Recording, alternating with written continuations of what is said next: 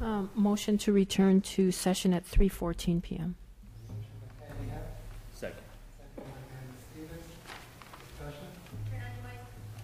Mr. Chairman, Okay. Mr. Chairman, there's a new resolution that was just handed out to us within the last 5 minutes. I haven't had time to thoroughly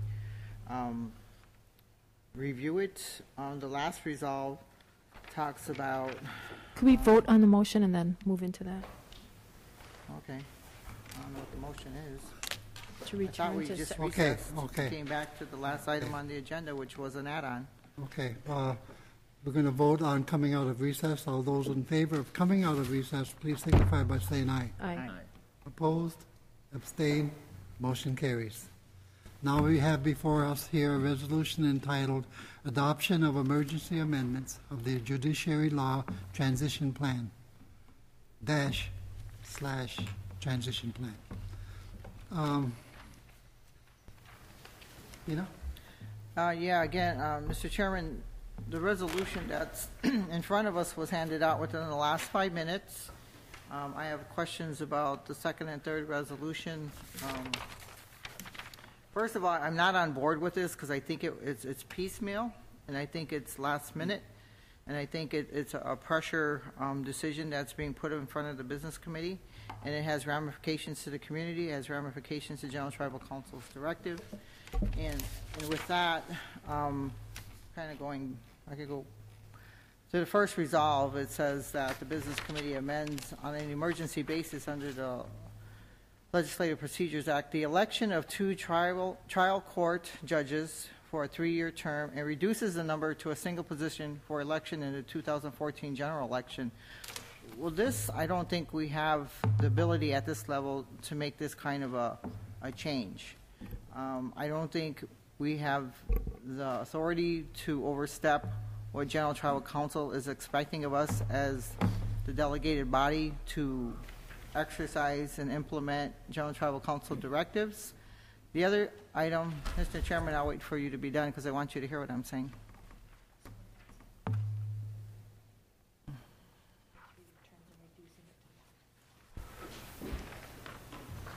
Take your time. I'm not going anywhere, even though I'd like to. The next resolve says, now therefore be resolved that the intent of this action is to make funding available for an additional family court judge to be engaged in 2015. Well, we're currently kicking off the 2015 budget consideration for the fall for General Tribal Council, and so I don't know that we need to do all this to make funding available for fiscal year 2015.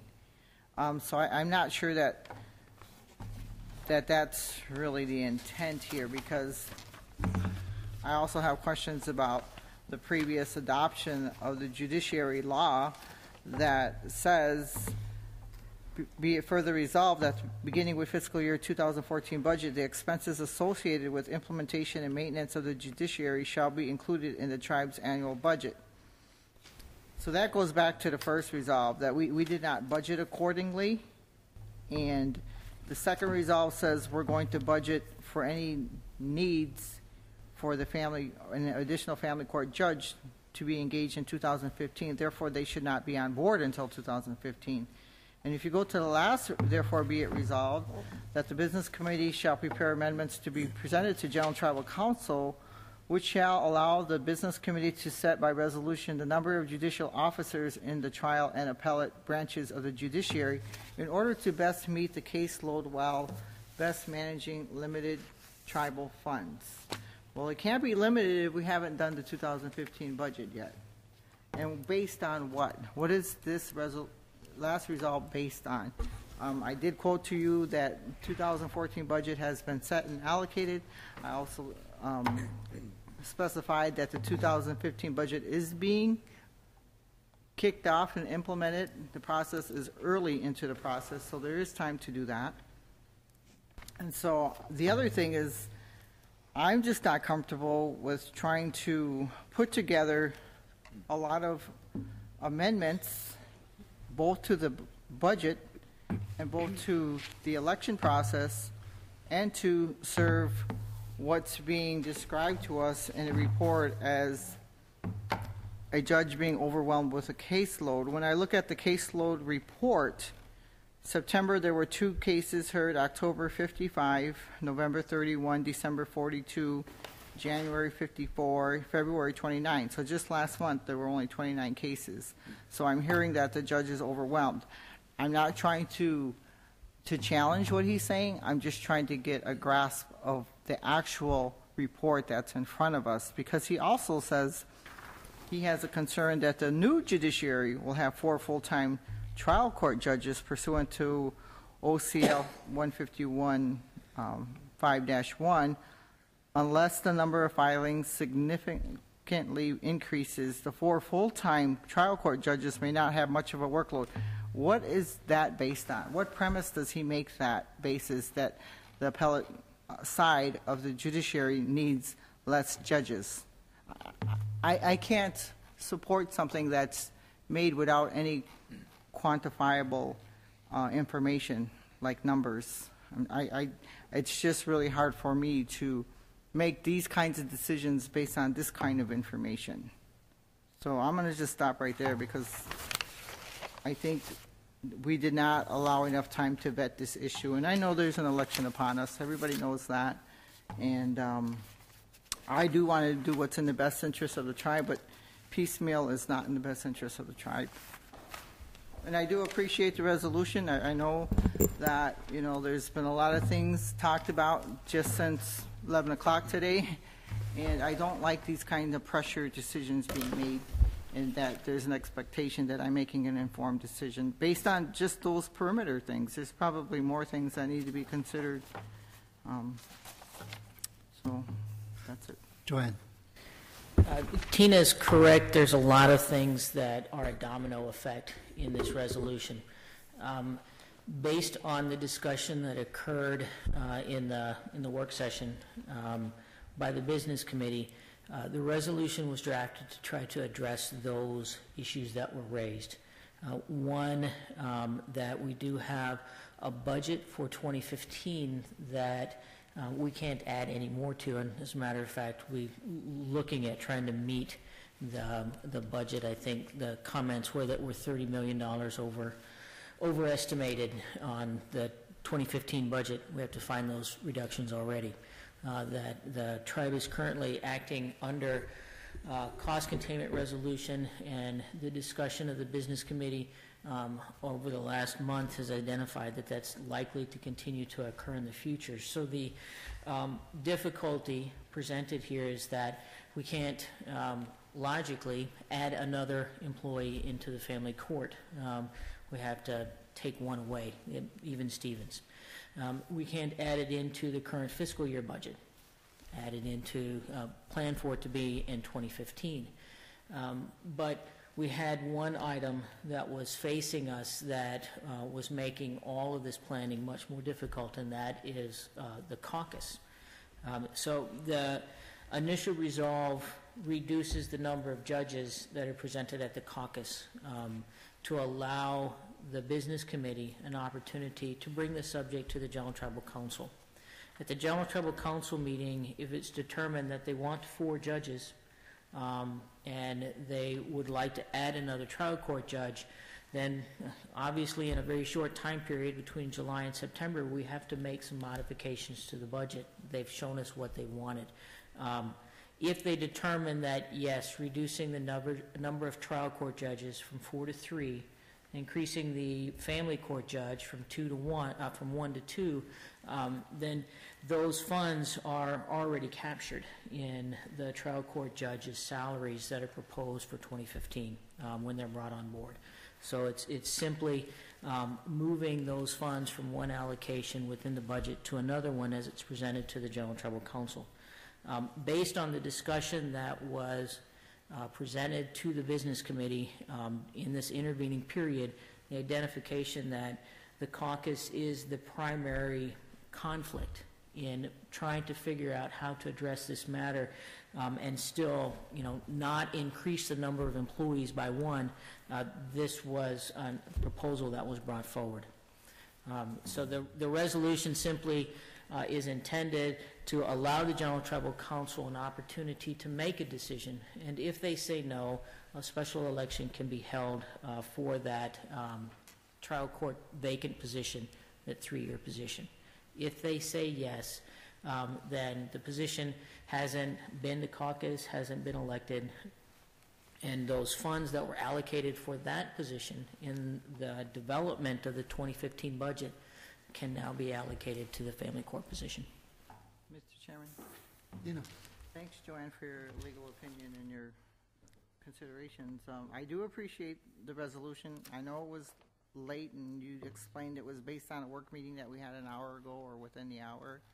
And so, I'm just saying that's what it is. That's what I'm asked to address right now. I'm not trying to say, you guys are last minute. I'm just trying to say that it's a lot of pressure to put on somebody to make this kind of a decision with these kind of financial, legal, community impacts.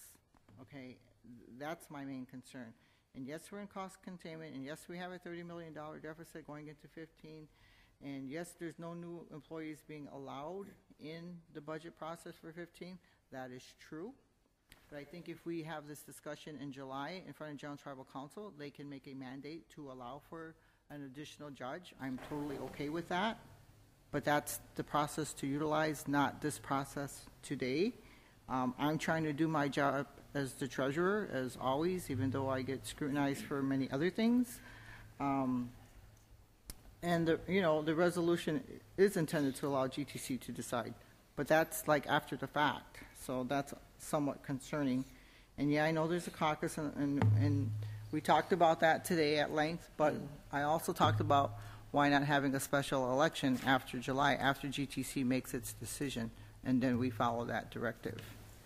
There's some minor things that are in the transition plan and transition resolution, but it also goes back to it needed to be in this year's budget.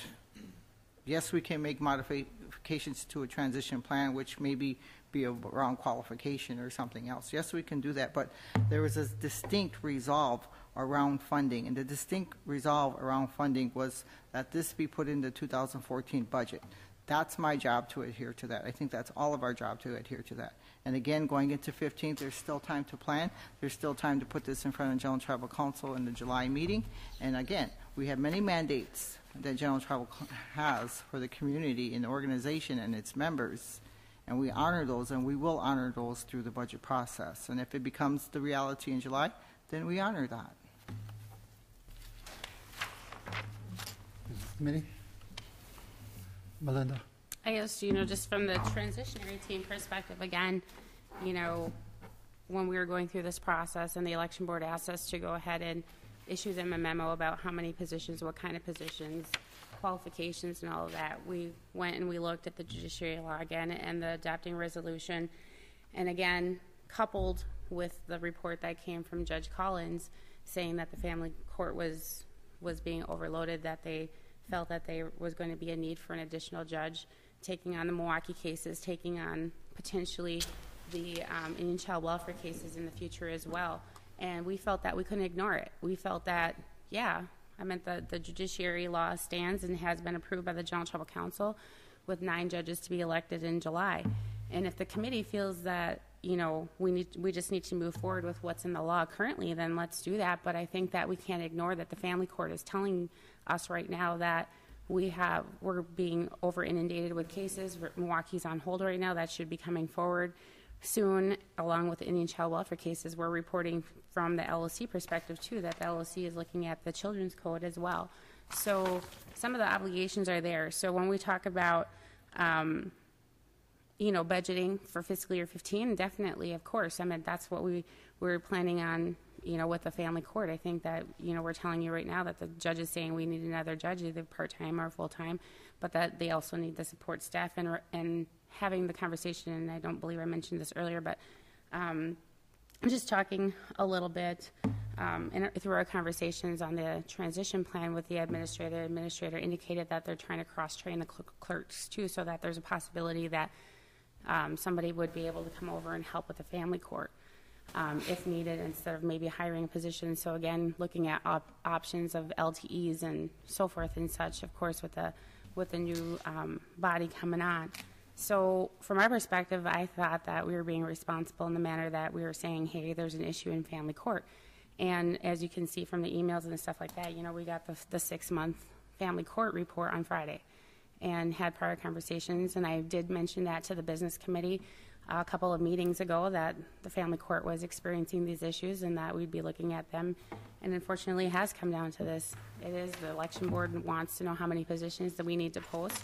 They need to know that soon. We need to have those elections. The judiciary is supposed to open its doors on November 1st of this coming year, which doesn't allow, which we also have a training plan developed for them too. So any pushback from the elections, again, will result in the judiciary not opening its doors on time. So yes, I realize that it is pressure. I recognize that it is a fiscal impact. I recognize that it is a community impact, but we need to make a decision. And if the decision is just to stay with the judiciary, we'll do that. We'll post for 9 positions elected, and then we'll deal with the family court at a later time.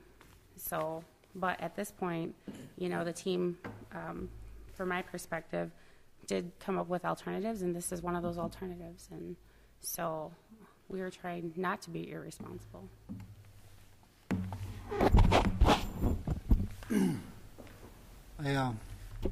I can appreciate the pressure here. There is a lot of pressure, but sometimes we have to do that. And we're trying to be fiscally frugal, thinking about down the line, what's the needs of the incoming judiciary and what's the needs of our family court. And sometimes there's a trade-off there. Or we could promise, we're not going to make no moves over here, and address the family court later. I think it's our job to address this very important issue about, we said we'd serve our children. We took that jurisdiction, and now we need to serve our children and practice that jurisdiction. And this is the more fiscally responsible way to do it, considering our current caseloads. And it ain't easy, and it's pressure-filled, and but we still got to do it, I believe. And not only, you're looking at the new filings when you're talking about the numbers that the treasurer had referenced, September 56, October 58, those are new filings. So in that same 6-month period, there were 8 general trial court cases that were filed as a result of 15 hearings and 7 deliberations. There was 23 tribal debt cases that were filed in that 6-month timelines, resulting in 0 hearings. But there have been 103 garnishments and also resulting in 10 hearings as well. So there's more to the family court than just child support cases. There's also divorces and marriages and et cetera, et cetera. So it's just family court includes those cases, then we're in a lot of trouble. No, they're supposed to be engaging in those. What if it?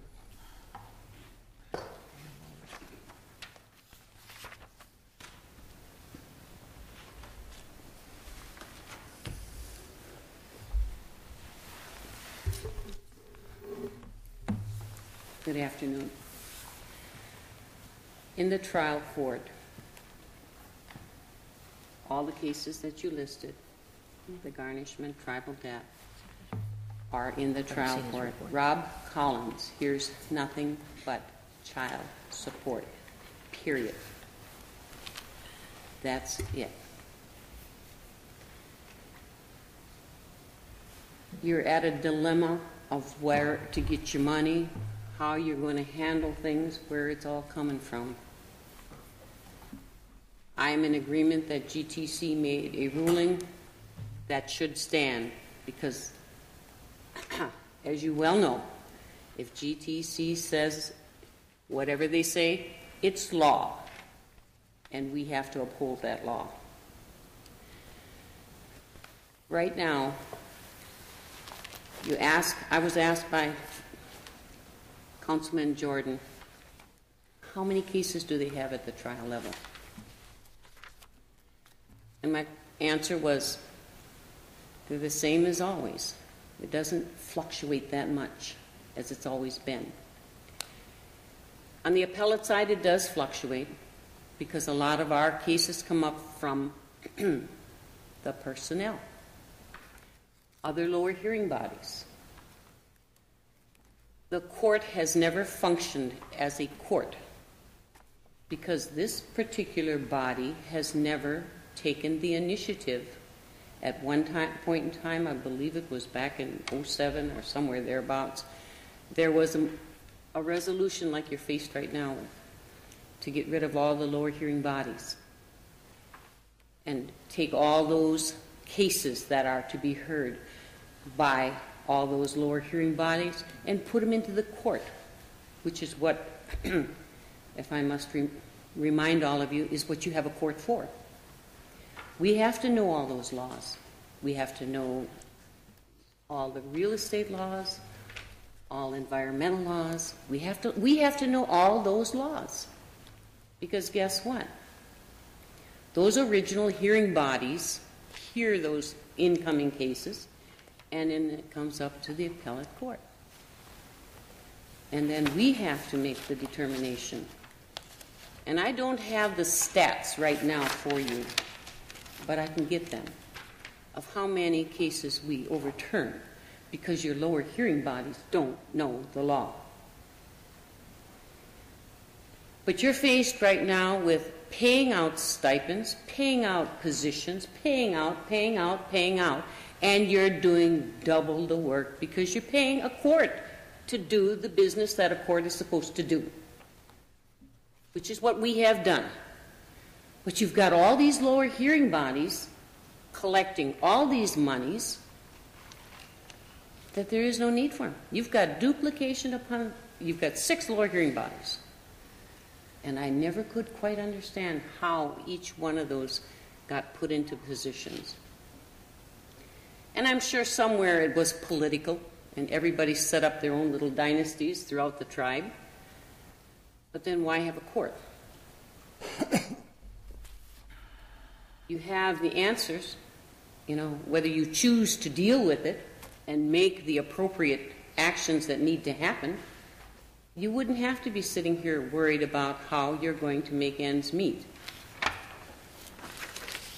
So I have a real problem when it comes to, right now, you're looking at breaking the law that GTC put in place. I don't like the law. Never did. I never liked the law because I didn't feel that any one of you have ever come into that courtroom and shadowed any one of us to know what we ever did. With the exception. Jerry was here. He was an exception. Kathy Hughes was here. She was an exception. Kathy now knows firsthand what we do. She didn't know that when she sat where you sat. Nobody has ever said, hey, what do you think about these lower hearing bodies? Do you think, or give me some stats on how many hearings you people overturn that come up from the lower hearing bodies. That would save us money, right? I mean, those are simple things. Those are business things that people such as yourself should be taking a nice long look at.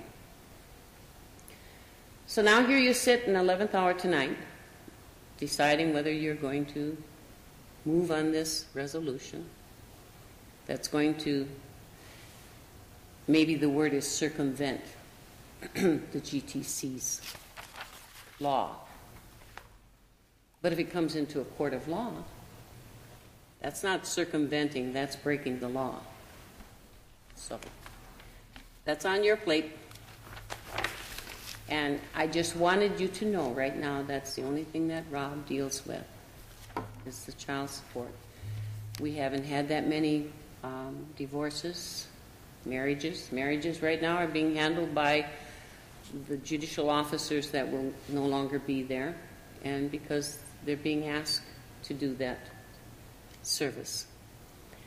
And I think he had 1 or 2 divorces, if I'm not mistaken. So, do I think that he should have been given another judge? Yeah, I do. Because right now, if he becomes ill, if he becomes in a car accident, I then am faced to what are we going to do in the court today? Rob is not here to hear any family court cases. What are we going to do? Stop the court? because we have this judiciary pending, because we have all these internal problems? No, we're not going to stop the court. Those people are our people, and they have every right to be processed out like anybody else. So, do we have a contingency plan? Yes, we do. And we will invoke that if something should happen to Rob. And then I may be sitting here saying, Winnie, you're relieved of your duties. And that's okay. Because my first obligation is to the court and to our people. And I hope I never forget that. I thank you for your time. Thank you. Joanne, if we pass this resolution, would we be breaking the law? Because I understand that we're doing it under the Legislative Procedures Act. There are two authorizations to the Business Committee. One is within the transition resolution that allows modifications to be made to the transition plan in order to meet the needs that are identified as you go forward through it. The other is the Legislative Procedures Act recognizes that the Business Committee is responsible for the day-to-day governing actions of this tribe, sees and hears things that need immediate action. The General Tribal Council cannot take immediate action. They don't have the ability to do so given the 10-day notice policy, scheduling, all the other things that go along with it. As a result, it's within the Business Committee's authority to take actions to amend laws that were adopted by the General Tribal Council and bring it back to that body in a timely manner for them to act on it in a permanent fashion. The question is, can the Business Committee take an action that doesn't allow a reversal back to the status quo in the event the General Tribal Council says no? I don't believe that's true, but I also don't think that this is one of those actions. This action doesn't delete a judicial position. It simply defers that election until such time as the General Tribal Council has an opportunity to review and to take a decision. If they choose to maintain what they've already adopted in January of 2013, then you'll hold that special election, which occurs in the odd years, the non-triennial election periods, and that position will be filled. So you'll still be carrying out the directives of the GTC. So from my review of the laws available that delegate authority to the Business Committee, I believe you're acting within the scope of your authority delegated by both the Transition Resolution and the Legislative Procedures Act.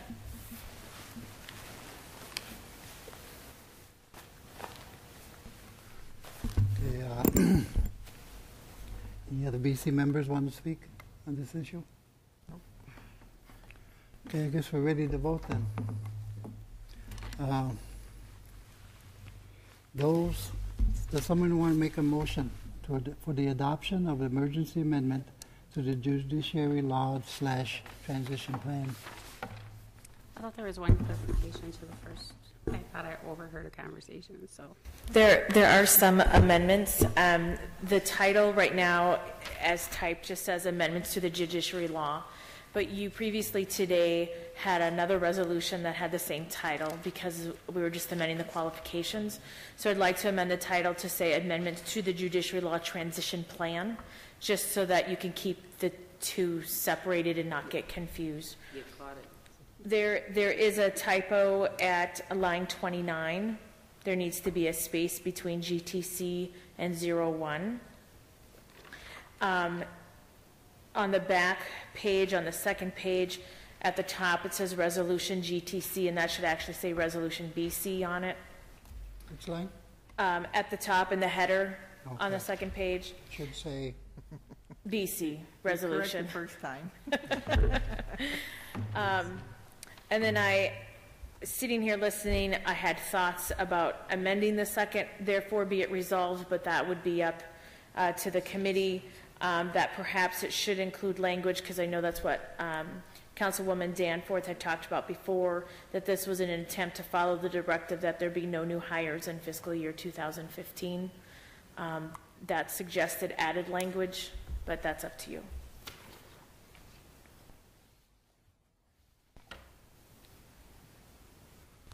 Melinda?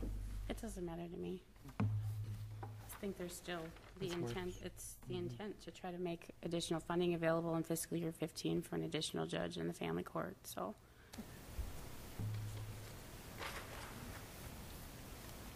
Okay, does someone want to make the motion for the adoption of emergency amendments to the judiciary law transition plan?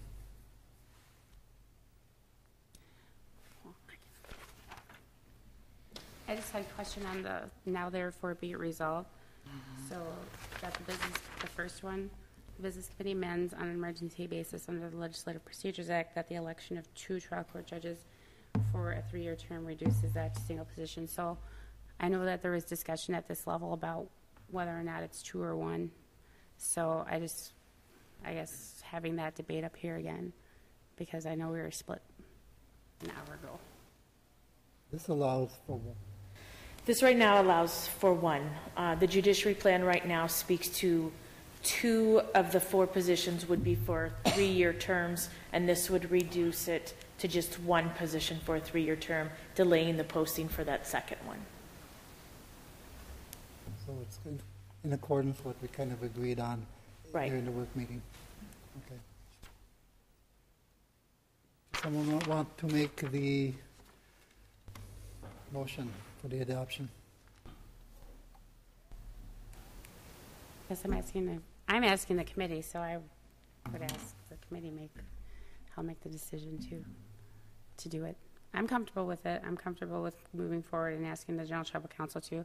I just think it's unfortunate that we have an opinion in the room, no disrespect, Winnie, but you're the Chief Judicial Officer of the appellate body, going on record telling the Business Committee that we're going to go ahead and break the law already when a case hasn't even come forward.